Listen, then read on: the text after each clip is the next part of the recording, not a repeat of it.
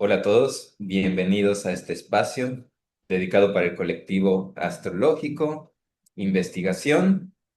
Aquí me encuentro con mi colega y buena amiga Evelyn Orrego desde Chile y vamos a hablar de este tema que nos ha fascinado a ambos, que se llaman las mansiones lunares. Cada uno lo ha estudiado desde una perspectiva diferente y eso hizo que ambos nos juntáramos a charlar de ideas y aquí estamos haciendo esta investigación que nos ha llevado unos 4 meses aproximadamente y que vamos a presentar a continuación. Igual queremos invitarles, si es que es de su agrado, a unirse al un estudio que estamos haciendo en cuanto al cálculo de las mansiones lunares que van a ver ahora en unos momentos. Primero que nada, quería comentar y hacer un paréntesis, bueno, en cuanto a lo que significa la luna en la astrología tradicional, solo para tener el contexto de por qué es tan importante el uso de un zodiaco lunar. Y bueno, la luna en la tradición no simplemente no gobernaba solo las emociones, ¿no? Sino también la luna es la luminaria nocturna. Ellos veían este crecimiento y cómo se encoge y es un reflejo de la luz del sol, o sea, es un reflejo de lo divino. Rige los instintos, el mundo onírico, es decir, los sueños, al igual que el cerebro. Peculiarmente rige el cerebro porque también es frío y húmedo, así como la naturaleza lunar, ¿no? Y es símbolo de fertilidad, nutrición y protección. Así que, ¿cómo ves esto, Evelyn? Hola, hola Jonathan, ¿cómo estás? Lo veo interesante porque es una forma diferente de ver la luna y también nos ayuda a entender la relevancia e importancia que tenía este astro en la antigüedad. Eh, También nos permite entender la filosofía detrás de que este astro fuese tan relevante y el intercambio, o más que intercambio, la transformación o el cambio que vive la misma astrología cuando pasa de ser una astrología lunar o centrada en los movimientos lunares a una astrología centrada en el sol. No hay solamente un cambio, hay un cambio de paradigma que no solamente es algo de visual o azaroso, sino que existe una filosofía detrás en ese cambio de paradigma de un calendario lunar a uno solar. Hasta el día de hoy, para el mundo musulmán, se rigen a través de un calendario lunar. Entonces, eso también nos habla de por qué las mansiones lunares se estudian dentro de un contexto árabe islámico. Y claro, incluso su propio calendario en términos de orden de sociedad es lunar. Yo creo que pasamos ya nuestra primera parte de la charla. Bueno, está dividida en dos partes. Vamos a hablar un poco de, ya decía Jonathan, de la historia, un poco del contexto geográfico donde surge, después de la filosofía y ya de lleno a la parte más técnica. Vamos a tratar de que sea entretenido, dinámico, para que no nos quedemos dormidos con esa parte tan técnica, pero sobre todo queremos transmitir la pasión que nos convoca el aprender las diferentes formas de cálculo, de observación de las mansiones. Así que veamos, aquí nosotros trajimos un mapa para ubicarnos un poco físicamente en dónde surge. Vamos a decir dónde surge porque no sabe, es en base a la documentación que tenemos. Puede que sea abarque otros lugares geográficos y también otras temporalidades, pero todo esto se basa en lo que tenemos actualmente de textos sobre las mansiones lunares y lo que se estudia actualmente sobre mansiones lunares. Y el origen geográfico, el corpus clásico que recoge prácticas, teorías sobre las mansiones, es de tradición árabe y está presentado en obras como el Picatrix. Ya la palabra Picatrix es una palabra en latín y el nombre árabe es Hayat al-Hakim, ¿sí? Esta obra del Picatrix se le atribuye a el madrileño o Maslama al-Majariti, pero no se sabe bien si es que esta obra es de él o de otro autor. También aquí hay una discusión y más bien una conversación interesante respecto a las autorías de estos libros, porque muchas veces a quien se le atribuye la autoría de un texto es en realidad el traductor de ese texto. Y también los textos son compilados, ¿sí? Como son varios textos en uno y llevan un título. Entonces no existe un solo autor. Em, entonces esta es una de las tradiciones manuscritas, escritas sobre mansiones lunares. Del Picatrix no solamente vamos a encontrar las mansiones lunares, también hay eh, otra información muy valiosa que es la construcción o la creación de talismanes, ¿sí? Y la magia astrológica. Y para no profundizar tanto qué son las mansiones o las Manasín al-Qamar, que es el nombre árabe, es un sistema de 28 divisiones de la eclíptica por la que la luna transita en un mes, ¿sí? El empleo de las mansiones aparece como una práctica compartida entre varios lugares, no solamente en la península arábiga o bajo por decirlo así, el imperio árabe musulmán, sino también lo podemos encontrar en China y en la India. Entonces, dentro del mundo árabe islámico hay autores relevantes. Entre esos están Jalía Ben Ragel, ¿sí? O conocido simplemente como Aben Ragel.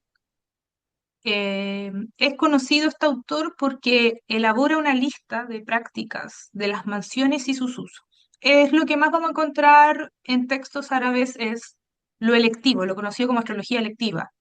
Cuándo es más propicio una actividad y cuándo no es tan favorable, ¿sí? Entonces, este autor es conocido por esta lista y sus usos. Muy práctico el uso de las mansiones. Y otro autor es Sal-Visir, figura central en la tradición astrológica basí, la dinastía basí, ese periodo histórico del mundo árabe islámico y su expansión, es muy relevante porque es una dinastía el cual le da mucha relevancia al mundo intelectual y al arte, ¿sí? Y es la dinastía más larga. Esta obra de Said ibn Spishir recoge técnicas de temporización, también de elección, y se integra a un amplio repertorio astrológico que forma parte de la observación de las mansiones lunares. ¿Ya? Y acá también es importante, como nota, la práctica, la literatura astrológica se difunden ampliamente dentro de los califatos y los territorios afines, como Mesopotamia, Irak, Persia, Al-Ándalus, después el Magreb, pero la astrología no son invenciones del Islam. ¿Qué es lo valioso? Que existe el Islam como una religión o como una práctica, porque de hecho el Islam trasciende a ser una religión. Es una práctica, es una forma de organización también social. Eh, pero la astrología es anterior. La práctica astrológica en estos territorios como Mesopotamia, Irak, Persia, Al-Ándalus, el Magreb, es anterior al Islam. Y el Islam permite la práctica, es bastante tolerante, mucho más tolerante que el incipiente y creciente catolicismo, que condenaba la astrología. Y por eso también en el mundo árabe islámico hay un gran desarrollo de las ciencias, de la matemática, de la medicina, y por tanto también de la astrología, que la consideraban una ciencia. Y esta Y ahora, tradición, dime. ¿no? Y ahora acabas de decir algo muy importante. ¿Cómo es que elegimos en especial trabajar con los árabes y no, por ejemplo, con la India, que también utilizaban lo que llaman los nakshatras? que son las mansiones lunares, que contaban de una división de 27, ¿no? O sea, era un día por cada, eh, por cada mansión. De hecho, por eso se llama mansión, viene de moradas, ¿no? Donde estaciona un día la luna, ¿no? ¿Qué ocurría en esta región árabe? Que ahí es donde, como dijiste una palabra clave, tolerancia. Ahí es donde toleraban, digamos que ellos tenían conocimientos de la Torá, además del Corán, además de otros libros sagrados. Ellos hacían consensos y estos consensos podían discernir lo que funcionaba y lo que no funcionaba, cosa que no se podía hacer o que era muy difícil de concebir en la época helenística, ¿no? Y también previos en Mesopotamia, debido a muchos factores. Y es por eso que la cultura árabe sobresalió mucho, en especial en cuanto a cultura, economía, ciencias, artes, matemática y demás que seguiremos hablando. Sí, hay una alta tolerancia también a otras religiones, cultos y creencias. En el mundo árabe islámico, que hablamos de un periodo entre el 700 hasta el 1100, basta solamente con pagar un impuesto y tú puedes vivir dentro de lo que es el territorio que está, vamos a decir, introducido en el mundo árabe islámico. Basta con que tú pagues un impuesto y puedes practicar tu culto, tu religión y tus creencias. Entonces, bajo este contexto de tolerancia hay un, vamos a decir, un desarrollo importante de la astrología. Pero no son invenciones del Islam porque por algo es mundo árabe, árabe islámico, ¿sí? Hay como un guión que los une, porque también el Islam, como creencia, religión, forma de vida, eh, vamos a decir, tiene una liga, ¿sí? Tiene un enlace con lo anterior al Islam. O sea, hay algo de la cultura árabe plasmado en el mismo Islam o en el mismo mundo musulmán. Entonces, no es que estén separados, pero sí hay una distinción, porque claramente hay personas que pertenecen a estos territorios, que viven en estos territorios, que practican otras creencias o postulan a otras formas de organización social, pero viven dentro de este contexto. Entonces, por eso recalcamos esta tolerancia. La tradición astrológica en este lugar se alimenta de herencias de previas, mesopotámica, babilónica, indoarania, helenística, como ahí mencionó Jonathan, y fueron reinterpretadas por eruditos en contextos islámicos, traducidos también al árabe, que la lengua árabe no es solamente una lengua, tiene un significado esotérico muy profundo también. La práctica de la caligrafía y el aprender caligrafía es un eslabón importante en la cultura árabe islámica. Como poner un caso relevante respecto a lugares donde se desarrolla la astrología y por tanto también el estudio de las mansiones lunares, que es parte de, es la región de Harran, de la cual ahí Jonathan nos va a hablar un poco más de manera profunda. Es un culto lunar, históricamente conocido como un culto lunar, y donde hay una fuerte transmisión de saberes astrológicos. ¿Ya? Entonces, entender que árabe no siempre es musulmán, porque que se hable en la lengua árabe, que esté inserto en la cultura árabe, no siempre habla de que haya un, eh, una práctica religiosa o de culto islámico, ¿sí? Pero se permite, se tolera. Y acá puse algunas principales regiones donde, perdona, en el mapa anterior. Quería mencionar los lugares geográficos para ubicarnos un poco y pasar a la línea de tiempo, que es nuestra síntesis de cuándo se desarrolla. Si puedes mostrarme el mapa, Jonathan. Ahí sí. Entonces tenemos la región de Bagdad, Irak, ahí en los límites está Harrán, ¿sí? Este es un centro de la dinastía Abbasí, donde hay astrólogos, escuelas, y ahí está una de las principales escuelas de traducción, ¿bien? Cerca del límite, como decía antes, está Harrán, que es un nodo antiguo vinculado a este culto lunar. Está Raí, Balk y los centros persas. También hay una transmisión de las creencias, arte y las ciencias desarrolladas por los persas con el mundo árabe islámico. En general hay unas buenas relaciones, pero también hay un periodo histórico en el cual las cosas no van muy bien entre persas y árabes, pero en general hay una buena relación a lo largo de la expansión del imperio árabe, árabe islámico. Entonces acá ese centro sería un lugar de tradición persa siria y de difusión de técnicas astronómicas y astrológicas. Tenemos ahí en el mapa el Cairo, Fustat, que es un centro administrativo e intelectual, y donde se copian, traducen, consultan textos astrológicos egipcios, y también es el lugar donde vive Ptolomeo. Entonces, claro, hay ya también una tradición que se transmite y que se conserva y por sobre todo se cuida perteneciente a ese territorio anterior a la llegada del Islam a Egipto.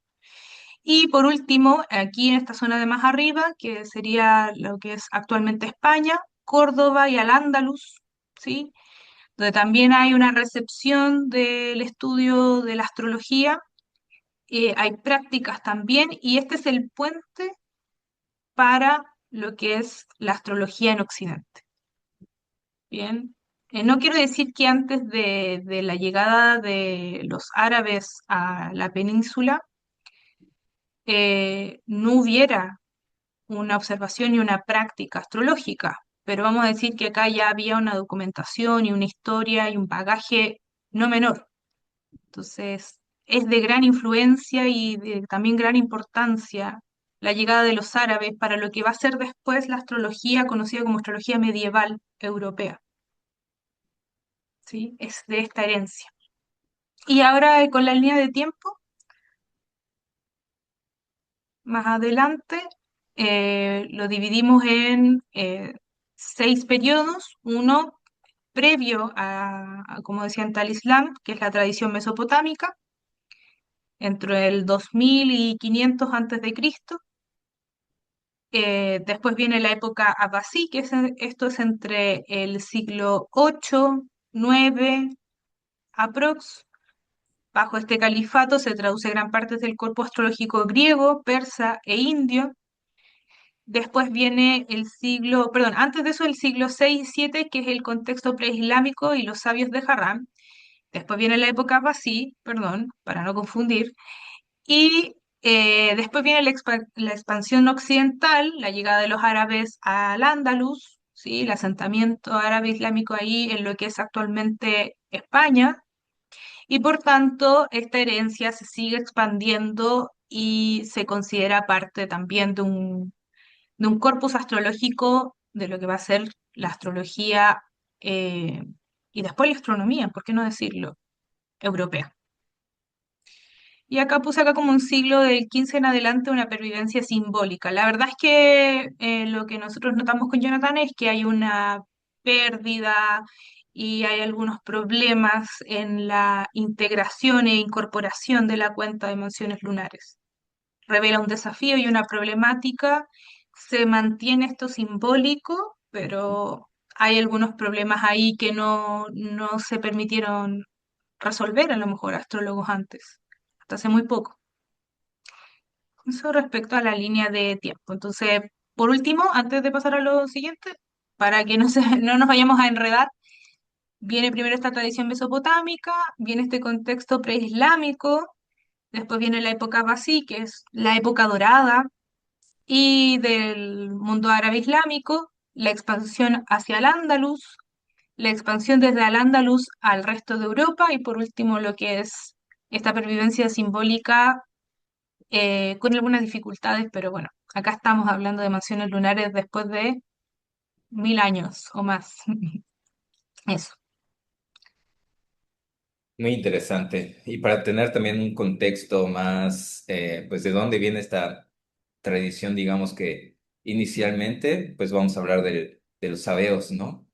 Como pusiste, los sabeos están entre el siglo VI al siglo VIII, más o menos, en Harran, pero previo a eso ya existían. Ahora, a lo mejor hemos escuchado esta palabra de los sabeos, en especial nosotros los que nos dedicamos a la praxis astrológica, ¿no? Por ejemplo, escuchado los ciclos sabianos y demás, ¿no? Ahora, sabeísmo viene de sabián, que proviene del semítico, que significa host, ¿no? También del hebreo que es sabá, que igual significa host. Y esto es muy interesante porque esta palabra en español significa anfitrión, ¿no? Un anfitrión, ¿qué hace? Recibe gente, ¿no? Recibe un grupo, ¿no? En este caso, hablamos de que reciben algo. Ellos mencionan que son herederos del paganismo real, que viene desde antes de Platón, de Pitágoras, Orfeo, demás, ¿no? Ellos son los que reciben esta herencia y digamos que llevan esta tradición, ¿no? Que tradición también viene de traditio, que quiere decir recibir. Por eso no se añade ni se le quita nada a la tradición para preservar y que pueda seguir la cadena, ¿no? Entonces hablábamos de que ellos son herederos del paganismo real. Pero ¿qué es lo que pasó con los sabeanos? ¿Y por qué escuchamos sabeanos? Y también hay los sabeanos de Harran. Porque tras las conquistas, los sabeos se tuvieron que infiltrar en lo que es Egipto, ¿no? Y en Egipto, los sabeos que fueron infiltrados en Egipto se les conoce como sabeos de Harran. Y de hecho, ellos tienen digamos que son politeístas, pero su diosa más representativa es la diosa lunar llamada Sin, que le llamaban Sin, y ellos rendían culto en especial a los 7 dioses, o sea, los 7 planetas tradicionales, ¿no? Gracias a ellos también tenemos lo que es estos mitos, reconocieron que estaban en las estrellas, ¿no? Uno piensa que primero fueron las constelaciones y que de ahí salió el mito, pero ellos abogan que primero fue el mito y ellos lo pasaron a las constelaciones, ¿no? O sea, a las estrellas. Eso es muy importante e interesante, en especial para los que tienen una praxis astrológica, ¿no? También ellos tenían, así como todos, para tener una religión necesitan de un profeta, y su profeta fue Hermes Trismegisto, del cual ya hemos pues he escuchado mucho de él, ¿no? El que trajo el hermetismo y demás. Entonces, ellos prácticamente eran astrólogos, matemáticos y científicos, ¿no? Gente muy intelectual y muy estudiosos que llevaron esta práctica y esta tradición hermética astrológica, ¿no? ¿Cuál era la filosofía del sabeísmo? Como bien mencionaba Evelyn,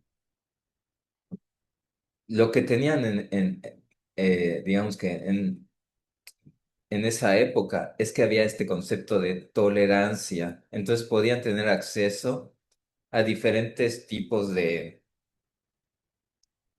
información, ¿no? Así como a textos sagrados como la Torá, el Corán y los libros de Aristóteles, Platón, etcétera, ¿no? Entonces ellos buscaban lo que es armonía, ¿no? Algo que la armonía es todo lo que pueda, digamos que entrelazarse una cosa sin la otra, sin desvirtuarla, ¿no? Sin corromperla. Todo eso era el concepto de armonía. Entonces, ellos vieron esta armonía a través de los números, ¿no? Para ellos, los números eran como la firma de Dios en el universo, ¿no? En este cosmos, que cosmos quiere decir orden. Entonces, vemos que ellos mencionan que el ser humano era imagen y semejanza, digamos que a la divinidad, ¿no? Si lo vemos en términos más bien de números, el ser humano está compuesto por tres partes importantes, que son cuerpo, alma y espíritu, ¿no? Asimismo, tenemos la concepción, bueno, más bien los neoplatónicos, de Corpus Mundi, Anima Mundi y Spiritus Mundi, ¿no? Que eso es lo que está conformado por lo que es la mónada.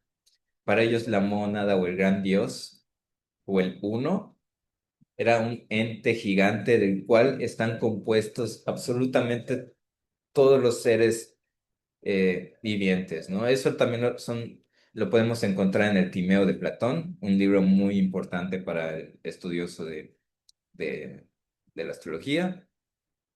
Y bueno, ellos mencionan que la luz, o sea, mientras más cercana sea las esferas, ellos tenían el concepto también de esferas planetarias, las 10 esferas, ¿no? Así como la Tetráquids.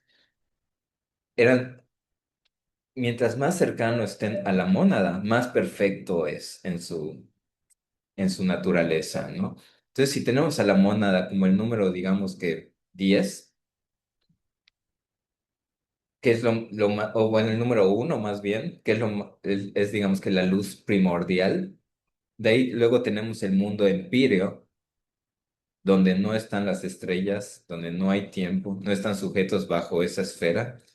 Luego tenemos la octava esfera, que es importante para lo que vamos a ver, que es la esfera de las estrellas fijas y de las constelaciones, que las constelaciones son cúmulos de estrellas que forman estas imágenes, ¿no? Y luego ya tenemos lo que es la esfera de Saturno, Júpiter, Marte, el Sol, Venus, Mercurio, y llegando por fin a la Luna, ¿no? Que como bien mencionabas a Sahal, él menciona que la Luna, por su cercanía a nosotros, es la que tiene que ver con actividades más terrenales, cosa que va a ser muy importante para digamos que el por qué se está usando un zodiaco lunar, ¿no? Eh, el concepto del zodiaco lunar es previo a lo que es el zodiaco solar. Como bien mencionábamos, el zodiaco solar es el que está compuesto por una división de 12 que todos conocemos, pero de hecho, si lo pensamos bien, desde el Paleolítico era muy importante el calendario lunar y fue previo al solar porque vieron que la luna cambiaba, desaparecía y de repente tenía más luz.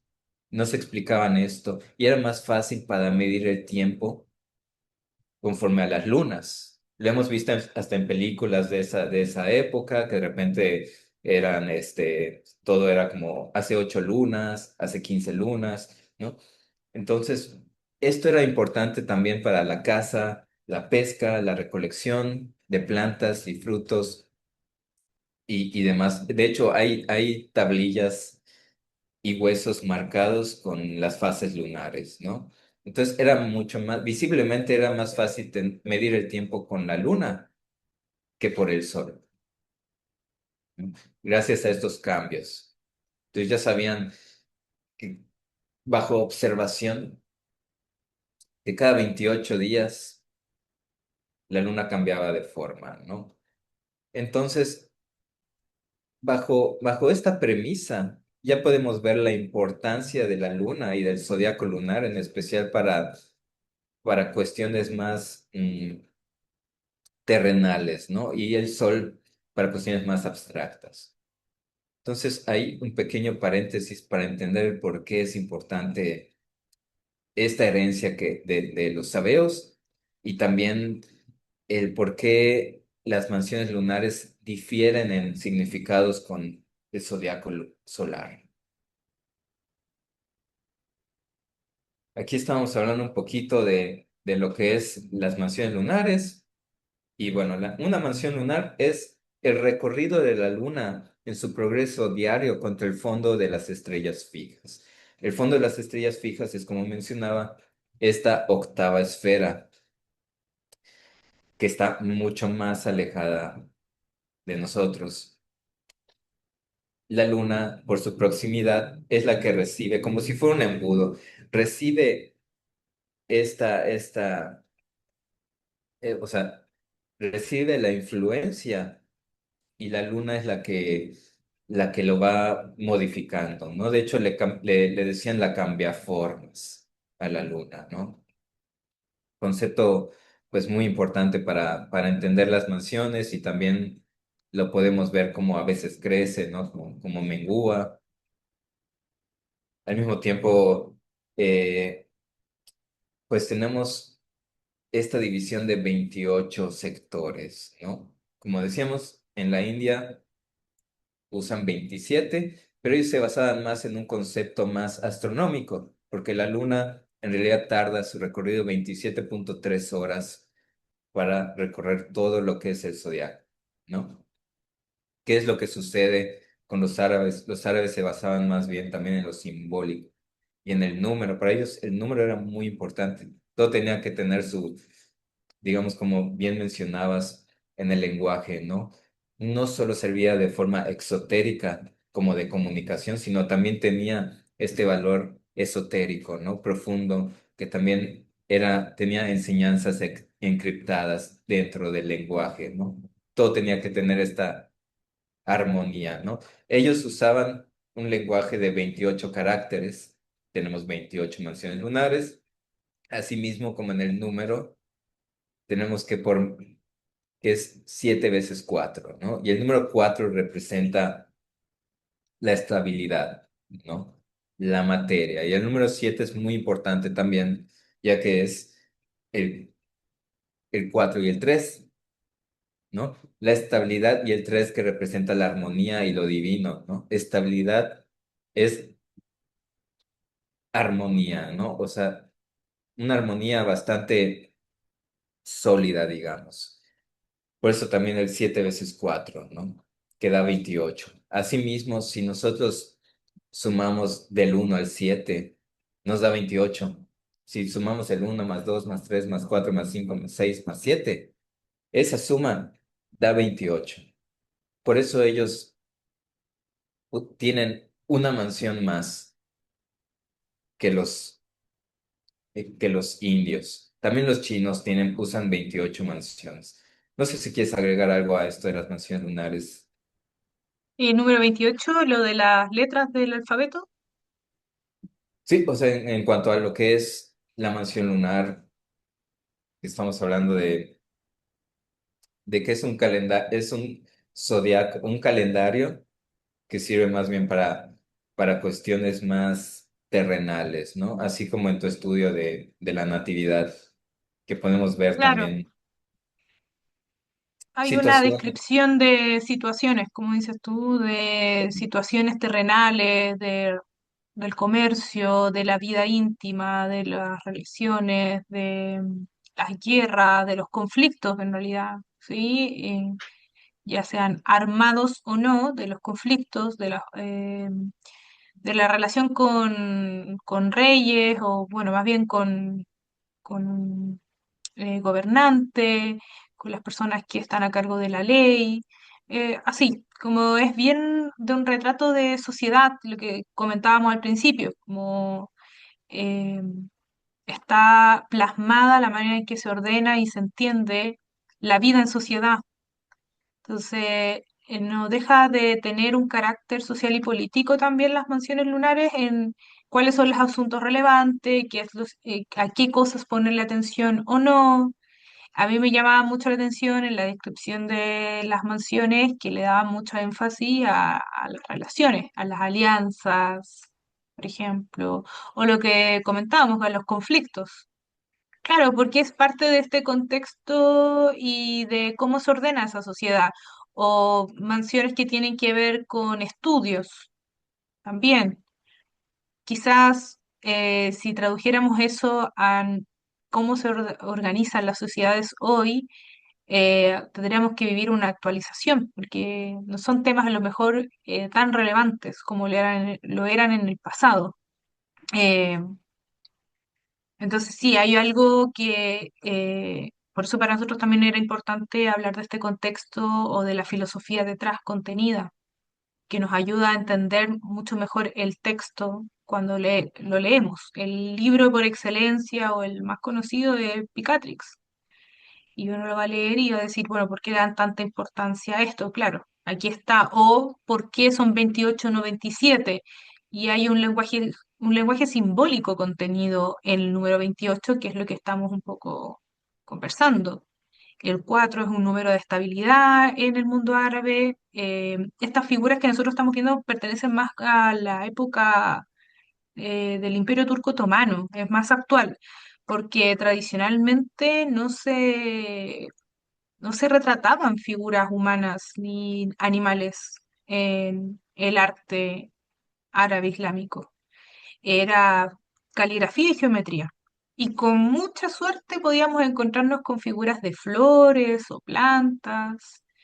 O sea, la caligrafía no es solamente, o la letra árabe no es solamente una letra, no es exotérica, que es lo que habíamos hablado en algún momento, también es esotérica. Entonces, nada de lo que vemos en la rueda de las mansiones está puesto o colocado de manera nuevamente azarosa, tiene un sentido profundo. Son muy jupiterianos, eso también lo hemos Así percatado. es. De hecho, si tomando esto que dices de su lenguaje esotérico y cómo el número y la geografía la geometría van de la mano, ¿no? Por ejemplo, el número uno que representa el punto, el número dos que es la línea. De ahí salen también, se derivan los significados como, ¿por qué el número tres es armonía, ¿no? Bueno, el triángulo equilátero, ¿no?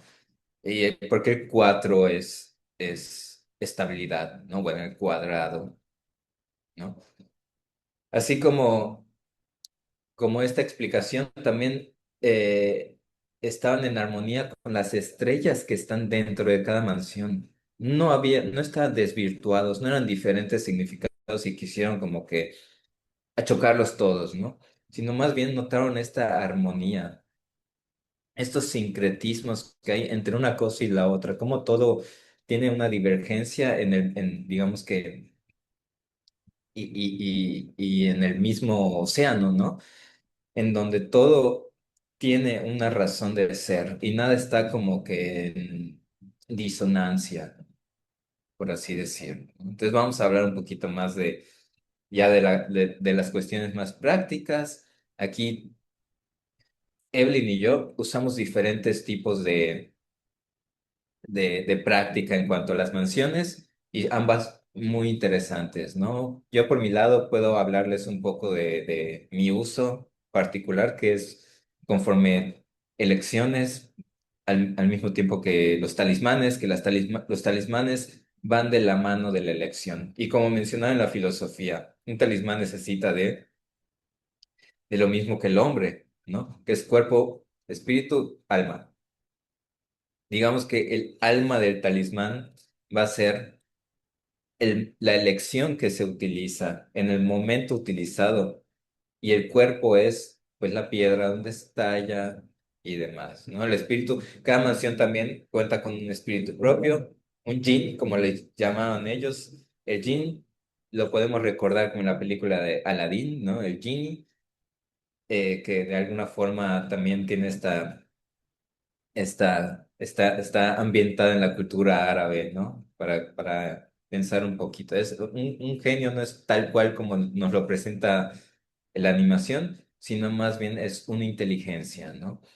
Entonces, algunos de los usos de las mansiones hay de diversos tipos de usos, ¿no? Hay para contraer matrimonio, hay para también generar alianzas, compra y venta de artículos, así como para cosas que en este momento no son tan utilizadas como iniciar guerras, ¿no?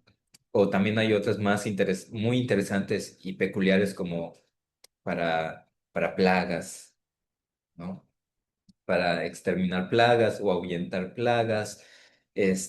También tenemos para tener un buen viaje, ¿no? Hay que recordar que en esa época viajar no estaba aquí a la vuelta, no era como nosotros tomamos un avión y llegamos a nuestro destino, ¿no? Más bien ahí viajar era un recorrido peligroso, porque te podían asaltar, te podían robar, eh, llevaba días ir de un lugar a otro, dependiendo a dónde ibas, o tenías que cruzar en barco, y esto era enfrentarse a la enfermedad, así como a ladrones y muchas otras cosas, ¿no? Entonces viajar era algo en donde se arriesgaba la vida en ese entonces.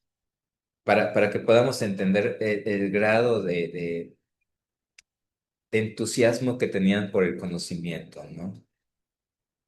Entonces, si nos puedes hablar un poco también de la forma en la que usas las mansiones lunares. Antes de eso, quería comentar respecto a lo de los viajes, que también es parte de este estudio del contexto cultural y geográfico. Para el mundo árabe es relevante la migración. Ellos tienen una cultura previa al Islam de nomadismo. De hecho, esa es como la gran batalla, porque para la expansión de un imperio se requiere asentamientos. Y la parte de esta cultura árabe previa al Islam era nómade, era de buscar y viajar y constantemente estar en esta búsqueda de cuál es el mejor territorio, el más cómodo, por ejemplo, para el ganado, para la agricultura, que eso también aparece muy plasmado en las mansiones, como cuándo cultivar, cuándo cosechar, etcétera. También tiene importancia. Y el viaje es parte es un pilar importante de identidad cultural en el mundo árabe. Eh, E incluso, y eso es lo que a mí me llamó la atención leyendo La Mansión Albalda, que tiene como un significado de ciudad, que para ellos los asentamientos, las ciudades, el sedentarismo, el quedarse quieto en un lugar es sinónimo de corromperse. O sea, son muy pro dinamismo, movimiento, ¿sí? Y eso también nos recuerda al mismo movimiento de la luna, que es rápido, o sea, cada día va cambiando de forma, como tú muy bien explicaste. Eso también nos hace entender por qué la luna es tan importante, es tan observada en estos territorios, en Asia también, porque no consideran la ciudad como un lugar de estabilidad, sino de un lugar donde crecen los vicios. Entonces, generalmente le van a poner atención cuando es más propicio viajar o moverse, porque es cultivar el espíritu, te ayuda a expandirte el movimiento, el viaje. Por eso también nosotros pensamos, Júpiter, que es el gran benefactor, se asocia a los viajes de larga distancia y Mercurio a los de corta distancia, y son justo los astros que tienen que ver con el estudio. Claro, porque así el espíritu, o bueno, o la mente se va cultivando, se va puliendo, es a través del viaje, del movimiento, del contacto con lo que está afuera de los límites que yo conozco. Entonces quería hacer ese paréntesis y respecto al uso, como también hemos venido comentando, lo que aparece en el Picatrix, en otros textos, es básicamente lecciones. Y a mí me surge la idea, no es tan propia, obviamente, esto también es un cúmulo de ideas que fui leyendo en otros lados, observar las mansiones lunares con su símbolo en las natividades, en las cartas natales. ¿Cuánto de ese símbolo del cual habla, por ejemplo, Albalda, que es la ciudad, una de sus traducciones es la ciudad desolada, como sin personas, como una ciudad que se deja atrás, cuánto de ese símbolo también está contenido en una carta natal, en la luna natal de alguien. Y de eso se trató, obviamente, también con otra forma de utilizarlo, también, ¿por qué no decirlo? Tratando de elaborarlo con diferentes autores. Ahí llegué a Oscar Hoffman, que es uno de los, vamos a decir, como de los autores más conocidos. Ahí está el libro físico. Yo lo tengo en virtual, en la Kindle. Eh, en ese libro él habla de estos diferentes cálculos de mansiones lunares, de los cuales vamos a hablar más adelante, y le da un uso también de pronóstico, pero ¿por qué no decirlo en la natal? Hace ambos ejercicios, el ejercicio de observarlo en una natividad, como también verlo a través de progresiones secundarias o direcciones o profecciones, que son técnicas, profecciones es una técnica más eh, clásica de direccionar un zodiaco y utiliza las mansiones, por ejemplo, para aquello, para lo que es prognosis. No hay un uso todavía 100% cerrado porque, como dijimos antes, en algún punto se dejó de utilizar esta cuenta de las mansiones y esto es lo que estamos tratando de recuperar actualmente, que se vuelva a utilizar. Lo más clásico y lo que más tenemos es el tema electivo, pero también acá hay un postular que se puede utilizar en las natividades. Parte de una interpretación de carta natal, plasmada la observación de la mansión lunar donde está la luna natal de una persona. Eso de respecto a los usos. Y ahora, como bien mencionabas, pues nos topamos con la problemática de las mansiones lunares, que es que hay diferentes tipos de cálculo, ¿no? Diferentes tipos para medir dónde comienzan las mansiones. Y aquí es donde abro la invitación a quien se quiera sumar a esta iniciativa. Estamos haciendo un trabajo de campo para ver los diferentes tipos de cálculo con las mansiones, cosa que es muy extenuante para dos personas nada más y por eso estamos abriendo esa invitación. Cualquier persona que esté interesada, dejaremos ahí en los comentarios un correo electrónico donde nos pueden enviar su interés para participar en este proyecto, ¿no? Nos topamos primero con el primer tipo de cálculo, que es el tropical. Es el que he visto que circula más, el más popular, digamos, donde la primera mansión comienza en el 0 grados de Aries y cada mansión tiene un largo de 12 grados 51 minutos.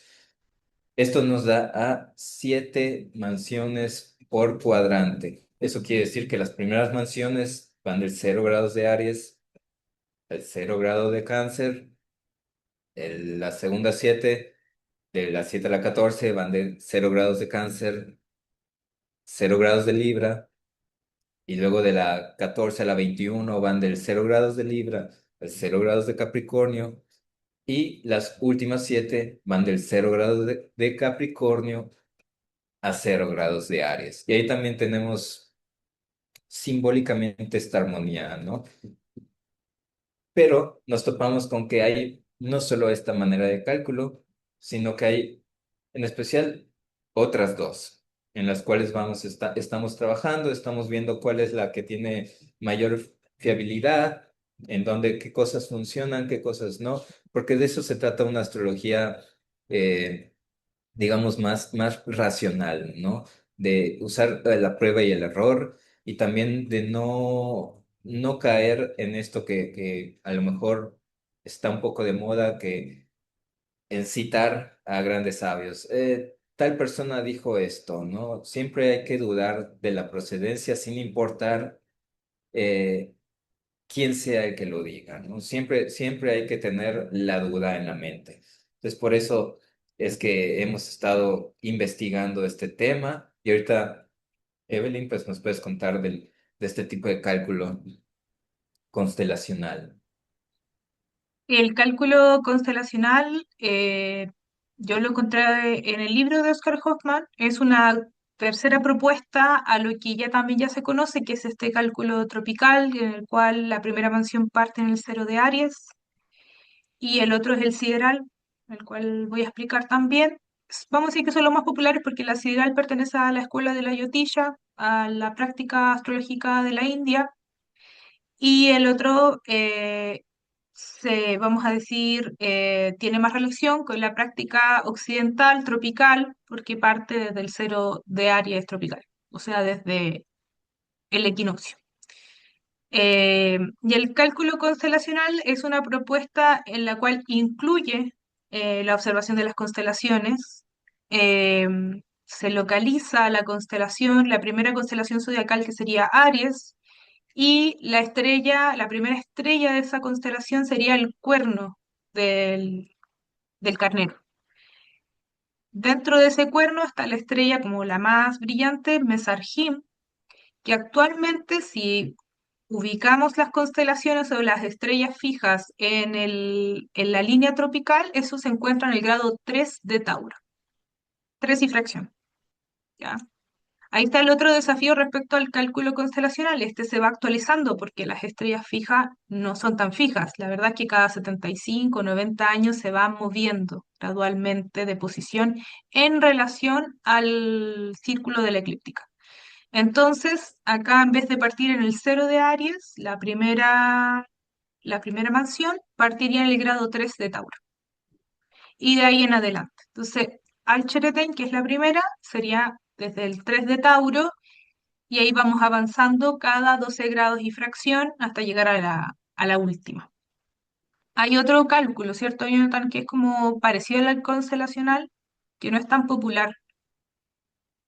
Hay otro cálculo que ya se basa en lo que son las constelaciones, pero tenemos que hay, son asimétricas. Quiere decir que hay unas constelaciones que son mucho más grandes y otras que son muy reducidas, muy pequeñas, como por ejemplo la constelación de Virgo, que es muy gigante. Y por otro lado también tenemos la constelación de Cáncer, que es muy pequeñita. Entonces, por eso no lo incluimos en estas maneras de cálculo, debido a que también es muy difícil de saber qué tan larga es realmente una constelación, porque también hay constelaciones que no están terminadas, ¿no?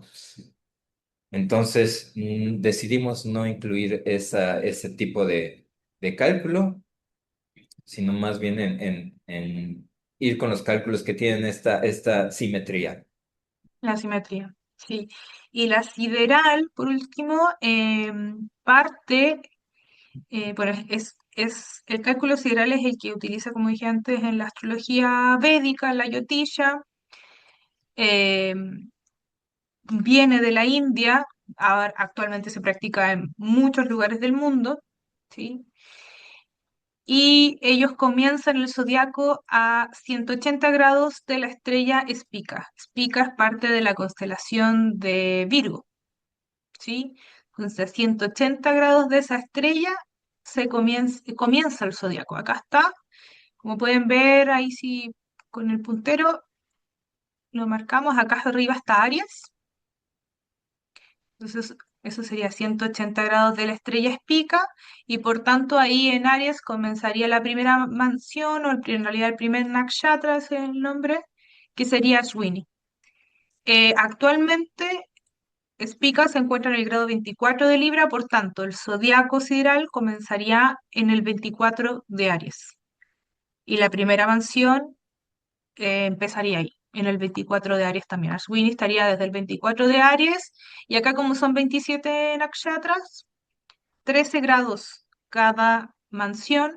Entonces, del cero de Aries de ellos hasta el 13 sería Ashwini, pero en el cálculo tropical sería desde el 24 hasta el 7, aprox, de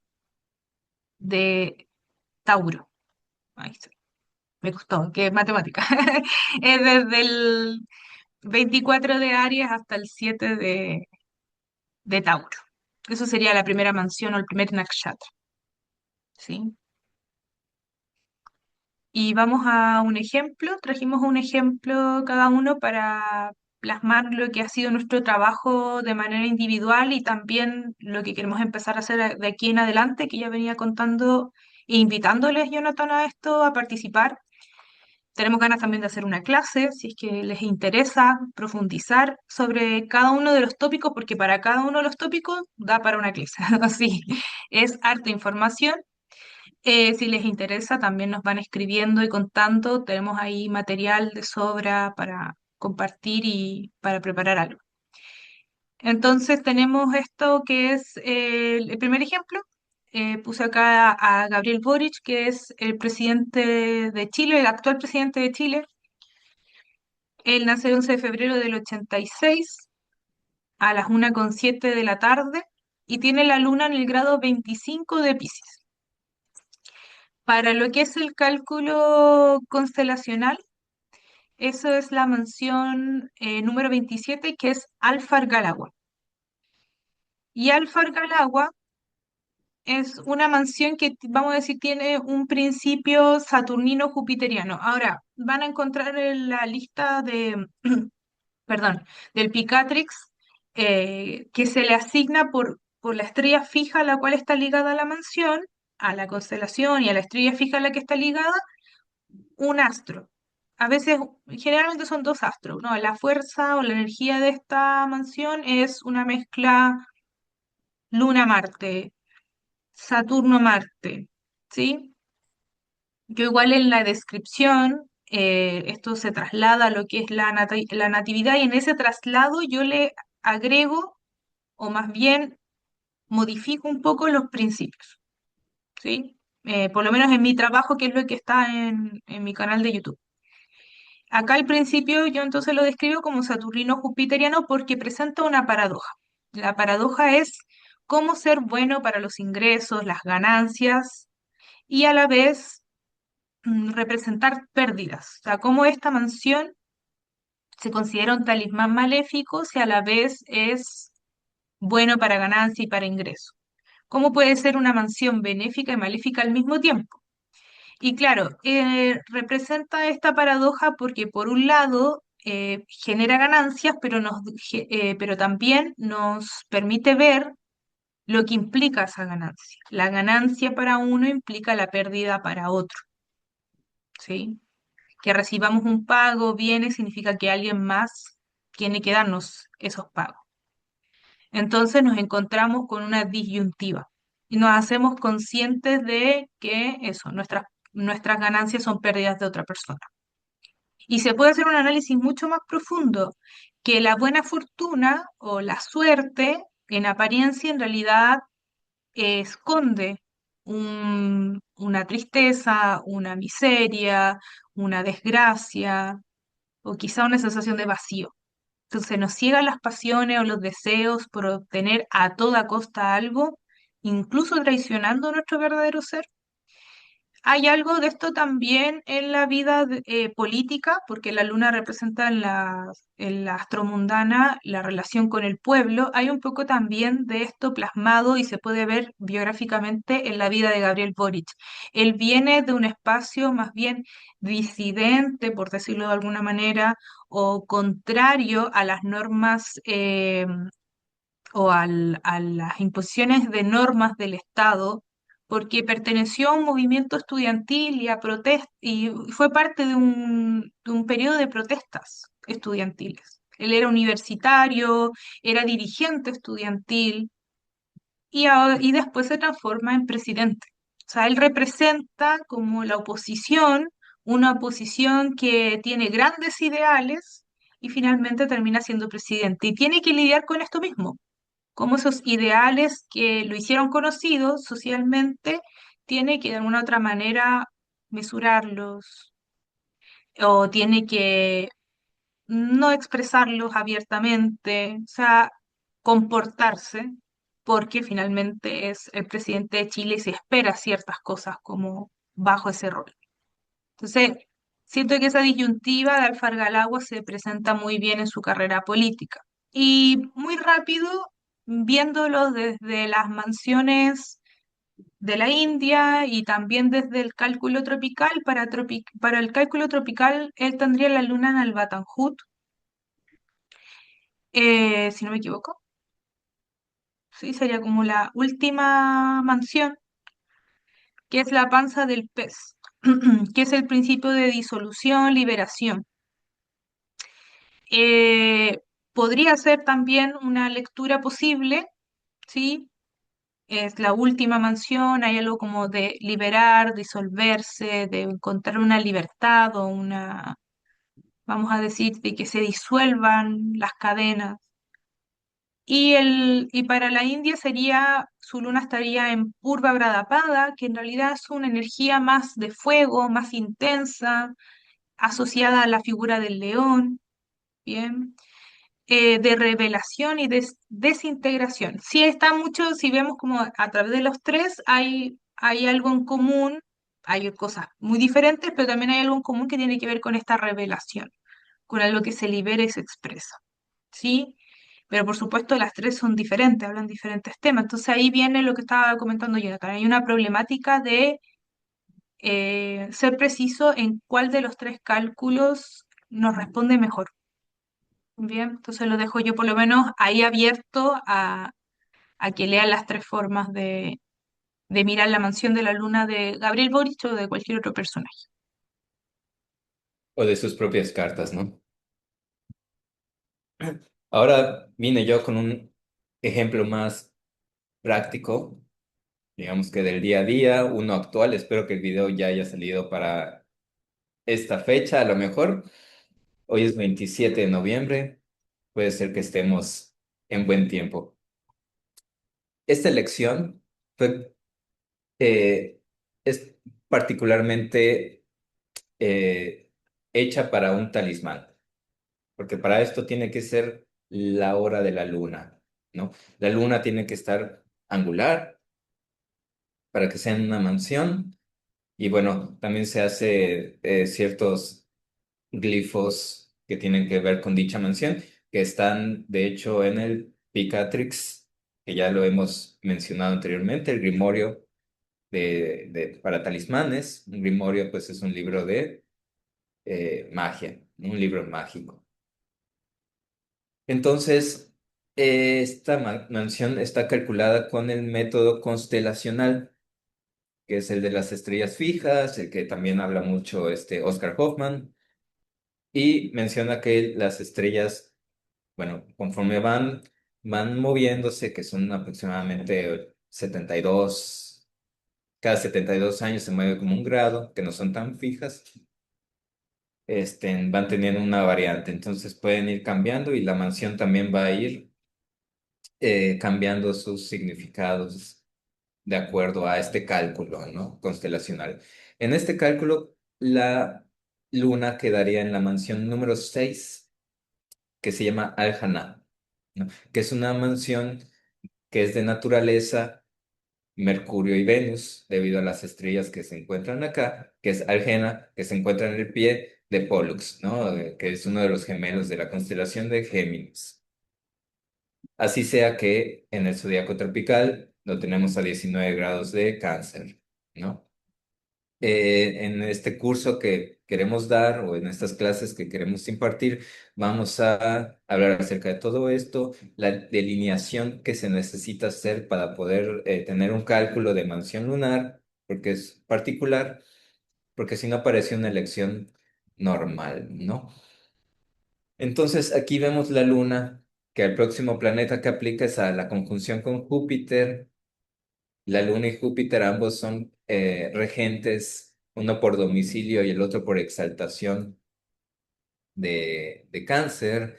Además, miramos que el ascendente está a 23 grados de Libra, que a 24 está la estrella Spica, una estrella bastante favorable. Y tenemos un contacto con el ascendente de la Luna y Júpiter. Quiero recalcar que no existe una elección perfecta, siempre vamos a tener que digamos que negociar, ¿no? Negociar con lo que queremos, con lo que no, porque algunos dirán, oye, pero Marte y Saturno están en cuadratura. Sí, así es, pero están cadentes, ¿no? Cuando se trata de una elección lunar, no tenemos que fijarnos tanto en los detalles, sino más bien en planetas angulares, evidentemente en la luna, que la luna no esté afligida. Aquí en este caso está en la versión a Marte, eso quiere decir que no lo ve. Eso es bueno para la Luna. Y bueno, tiene un trígono con Saturno, pero no podemos tener el cielo perfecto, ¿no? Y además es un Saturno que está cadente. Lo importante aquí es a quién aplica primero, ¿no? La Luna está aplicando a Júpiter, ambos regentes de Cáncer, ¿no? Además de que reciben apoyo también de Mercurio. El regente del ascendente también es bueno tenerlo en cuenta porque quiere decir la persona misma que fabrica, digamos que este talismán o que hace la elección, pues está a cargo de Venus. Que esta mansión tiene que ver con alianzas, con matrimonio, con amor. Entonces también es bueno que Venus tenga un papel acá como el regente del ascendente, ¿no? El talismán está creado para eso, un talismán que sea como de atracción, de magnetismo, ¿no? Recordar que esta mansión tiene la naturaleza de Mercurio y de Venus, ¿no? Esto solo es una idea para ver los múltiples usos que hay para las mansiones y de lo que queremos pues hacer como este estudio de campo, como bien mencionabas, no solo para elecciones o talismanes, sino también en actividades o dónde está la luna en progresiones, en qué mansión se encuentra, porque va a ir variando. A lo mejor está en una mansión que es propicia para matrimonios o para diferentes tipos de actividades, o no es la mejor mansión para matrimonios, entonces evitar, si uno está pensando en a lo mejor casarse, evitar en ese momento en el que se encuentra la luna ahí, ¿no? Decimos Sí, pensaba, perdón, sí, en el retorno solar también, que va claro. cambiando de la luna. Así es. En los diferentes tipos de prognosis, hasta puede ser algo más práctico, como de repente uno quiere hacer un viaje, a lo mejor un viaje corto, y dice cuál es el mejor día para ir de esta semana, y bueno, con los tránsitos podemos ver, bueno, en dónde está la luna y cuándo a lo mejor no es propicio o si es propicio hacer el viaje, ¿no? Entonces aquí abrimos la invitación. Si están interesados en este curso que vamos a impartir, por favor igual dejarlo en los comentarios. O si se quieren juntar para hacer el estudio de campo, también nos pueden mandar un correo para saber que están interesados. Y nosotros iremos mandando más información acerca de estos nuevos, digamos, el nuevo curso que queremos impartir. Y también si es que quieren más información al respecto, pues nos hacen llegar en los comentarios. Y agradecer igual la atención que han puesto a nuestra charla. Vamos a dejar también la bibliografía escrita en los comentarios. O sea, en la descripción del video va a estar la bibliografía, algunos libros que citamos acá y que también utilizamos en nuestro estudio y que por supuesto van a ser parte del curso, de la misma bibliografía del curso si desean participar e inscribirse. Y yo por mi parte agradecer, aprovecho de agradecer estos 4 meses que hemos hecho este estudio. Ha sido gratificante, como también dijiste, nos permitió ampliar mirada, ver otras formas de uso y también de cálculo y explorar un poco más acerca de las mansiones lunares. Así que muy agradecida. Muchas gracias y también ha sido un gusto y espero que podamos seguir con este trabajo que todavía da para más. Estamos todavía iniciando y seguiremos en el camino. Así que nos vemos. Muchas gracias a todos los que llegaron hasta el final y les escuchamos en los comentarios.